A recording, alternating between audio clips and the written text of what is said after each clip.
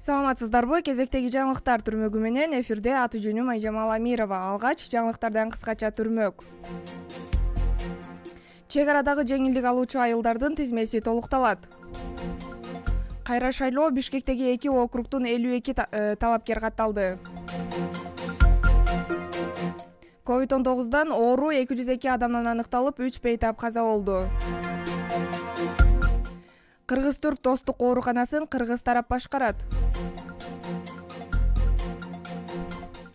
Министрлер кабинетинин төрагасынын биринчи орун басары Арзыбек Кожошов Баткен облусунун статусу жөнүндө Кыргыз Республикасынын мыйзамынын аткарылышы боюнча кеңешме өткөрдү. Бул тууралуу Министрлер кабинетинин басма сөз кызматынан кабарлашты. Кеңешменин жүрүшүндө белгилегендей кабыл алынган мыйзамга ылайык Баткен облусунун бүткүл аймагында атайын салыктык инвестициялык режим иштейт. Облустун калкына мамлекеттик жана муниципалдык кызмат көрсөтүүлөр жеңилдетилген жана акысыз негизде көрсөтүлөт. Аймакта өнүктүрүү боюнча атайын кеңеш түзүлүп, ал эми аймакты өнүктүрүүгө республикалык бюджеттен жыл сайын 500 миллион сом мөлчөрүндө каражат бөлүнөт. Арзыбек Кожошов кошумчалагандай, аталган мыйзамдын алкагында Министрлер кабинети 62 жеңилдетилген чек ара конуштарынын тизмесин бекитүү чечимин биринчи этапта кабыл алган. Бул тизме толук эмес, мыйзам чегинде жана бардык зарыл процедураларды сактоо менен толукталмакчы.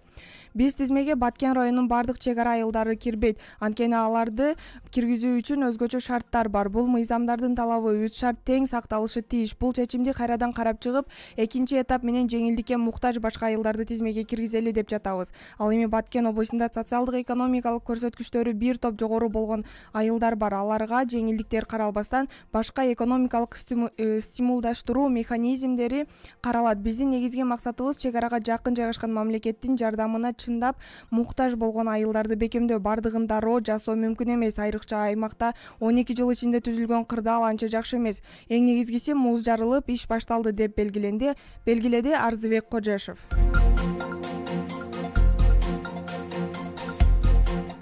Борбордук шайлоо комиссиясы жогорку кеңешке бир мандаттуу Бишкектеги номер 27 1 май жана номер 29 Свердлов округундагы кайра шайлоого жалпысынан 52 талапкерди каттады. Талапкерлерди каттоо үчүн документтерди кабыл алуу 30 ноябрда аяктаган жана жалпысынан 72 кишиден арыз түшүп, анын 55-и керектүү документтер топтомун тапшырылып үлгүргөн. Бул эки округда 2020 жылдын 28 ноябрындагы шайлоодо баарына каршы деген добуштар көп болгондуктан быйыл 27 февралга кайра шайлоо дайындалган.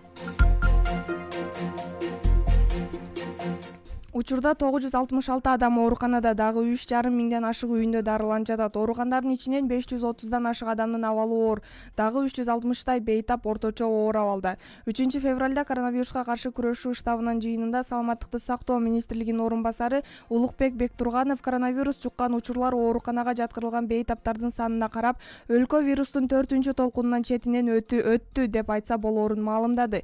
Жыйында Кыргызстандын аймагынан келген жарандардын ПЦР тест талап кылуу эрежесин алып салуу жагы да каралды. Министрлер кабинетинин төрагасынын орун басары Эдил Байсалов жакынкы күндөрү өлкөдө карантин чаралары жеңилдей баштаарын билдирди.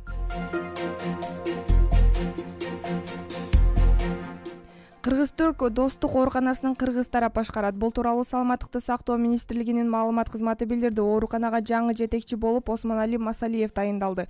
Буга чейин Бишкек шаарында курулган оорукананы Кыргызстан менен Туркия 3 жыл жогу башкара турганы айтылган. 2016 жылдын июнь айында курула баштаган оорукана 2017 жылы аяктап иштей баштамак. Бирок ар кандай себептер менен толук ачылган эмес. Ал өз кезегинде бир топ нааразылык жараткан. 2020 жылы коронавирус пандемиясына байланыштуу оорукана убактылуу ачылган.